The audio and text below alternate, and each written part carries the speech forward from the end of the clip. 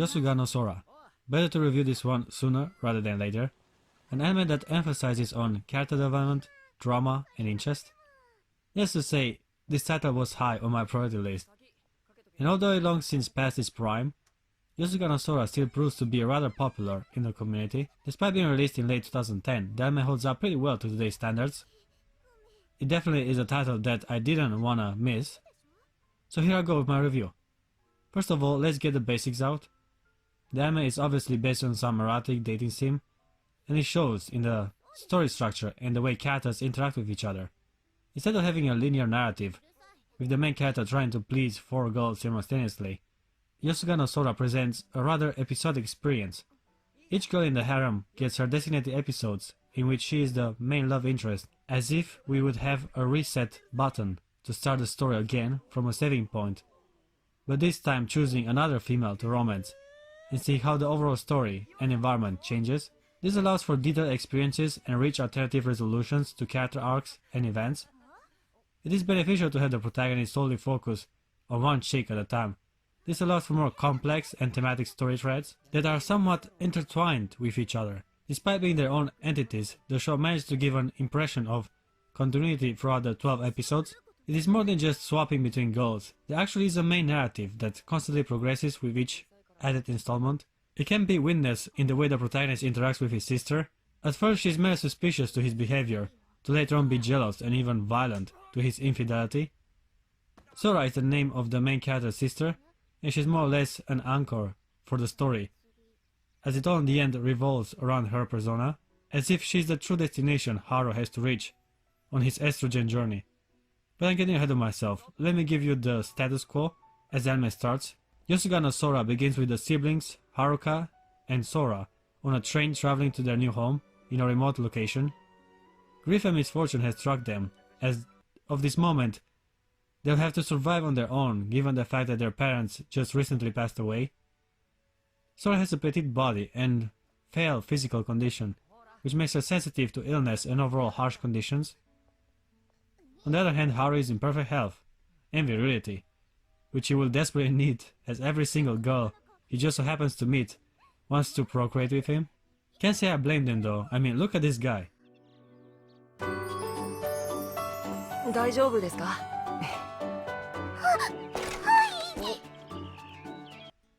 To Haru MC standards, he scores extremely high. He is gentle, good looking, well spoken, and can even cook and run a household. No wonder he gets mad pussy on the road. God damn, all the girls he meets on his stupid bike. Thinks he's hot shit or something. Anyhow, the first episode lays out the introduction to the various females that are up for the taking. With one exception though. The class rap chick, she was my second favorite, and yet despite being present in both the opening and end song, does not have a story arc. Why not? Want to know more about her? From the little that was given, I could assess that she has a playful and rather childish personality. What is certain though is that she really likes Haru. Domo.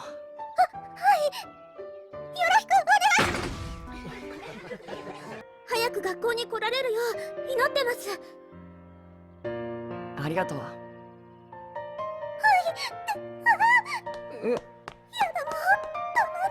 I think it's cute how she cannot hide her enthusiasm for his meat. Her little story does have a disappointing and rather sad resolution, but I'll get into that later. Let's focus on what we do have. And boy, there's some hardcore content to explore. Let's start with the two half-sister or whatever. One of them is calm, rational, disciplined and very much rich, while the other is playful, childish, immature and very much poor. Yeah, the complexity of their characters blew me away. Anyhow, at first their connection is not known to public, nor to the main character, but after trying to get a peek at them changing in the girls' locker room, Haru learns that they are sisters. At this point in the show, two different convergent story arcs begin. Whether he chooses to romance the brunette or the shrine maiden, the stories are intertwined, which means that some events are similar, but the resolutions are of course different. What really captivated me though was the lesbo tension between them.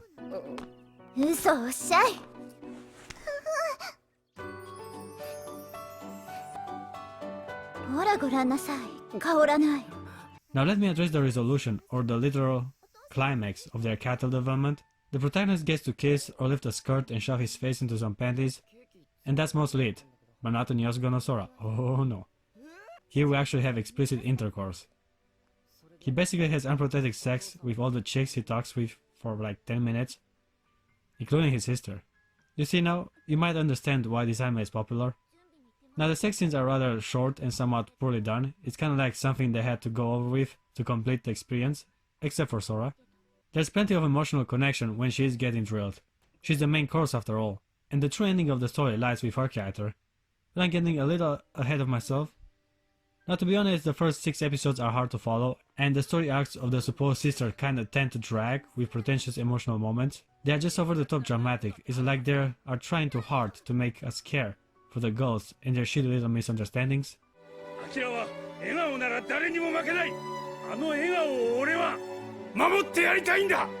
Guess I bet that old timer used to be some shonen MC back in the days of Astro Boy.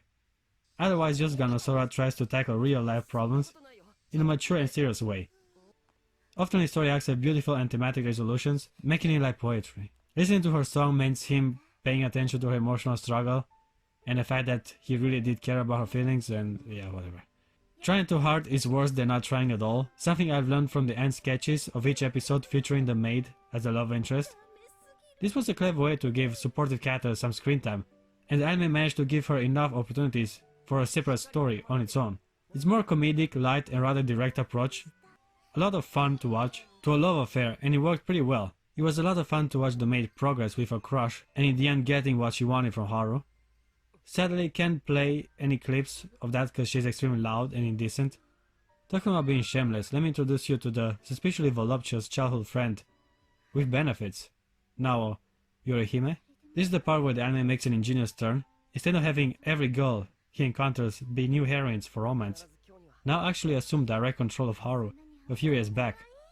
She basically took advantage of him as he was a child. This makes the story a little more complex and definitely adds more weight to her character. As of now we are deep in the second half of the anime, and I couldn't stop but wonder why wasn't the show just some romance instead of a harem.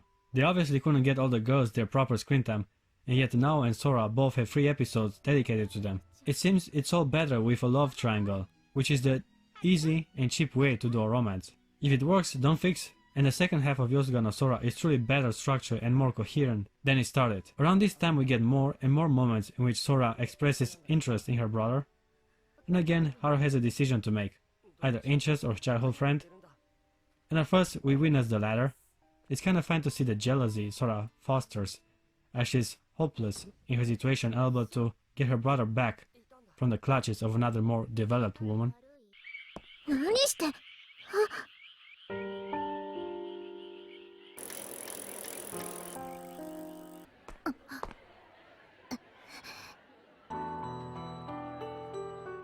春はまた来るね。あ、そこまで送るよ。Besides having a deliciously tight body, Nao also has a sensitive side. She's basically the perfect, caring childhood friend that's usually slender and petite in other shows. You get the best of both worlds with her. No wonder Sora is on the losing side. What makes their relation even more interesting is that they already had intercourse. They were each other first, and that's got influenced the way they interact now. As I previously stated, the story is all centered around her at this moment, which gives the show plenty of opportunities to bring them together. They both got stuck in the girls' locker room, where they start making out, just like before, as if nothing really changed. After some half-assed explanation on why she avoided him until now, she officially becomes his girlfriend. One thing left to do, deliver the news to the sister.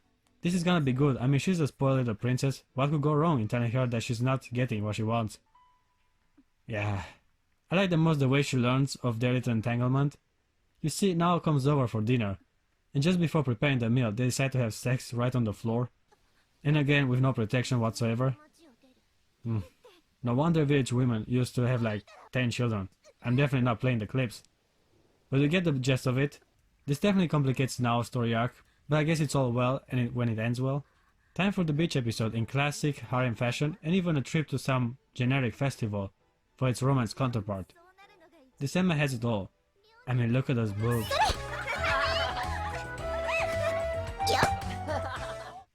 Finally, it's time for interest to flourish.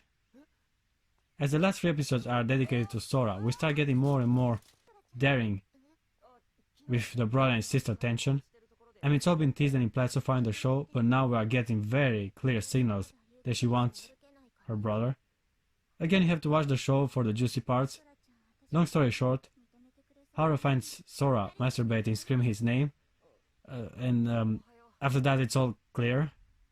What I did like about her episode is that Sora gets a pretty strong character arc. She grows and changes as a person. Throughout the show, Sora was a frail, spoiled princess, and yet after sleeping with her brother, she becomes more active and rather aggressive in pursuing her desires. I guess sperm really is antidepressive. Remember when I mentioned the class representative and that she's captivated by our protagonist? Well, her story thread is somewhat also incorporated in these last episodes. She's very suspicious of her relationship with his sister, and all culminates with her and now barging in when our protagonist is plowing his sister in the hallway. I love her reaction to her dreams of romancing Prince Charming being shattered. 私は春日野くんが好きでした。優しくて真面目で素敵な人だと思ってました。でも、もう二度と話しません。 But it's also a shame that she does not get a proper story arc. Her cute clumsiness and innocence would have made her the perfect heroine for yet another romance. But I guess we'll have to make do with the sister, and boy, her story is pretty amazing. It's hard to do it justice without showing too much, so I can only say that romancing Sora seems to be the true path Haru has to take. In that regard, the show has a decent and thematic ending. I give Yosuga no Sora a 7.3 out of 10. The anime has some pacing issues and is pretentiously overly dramatic at times,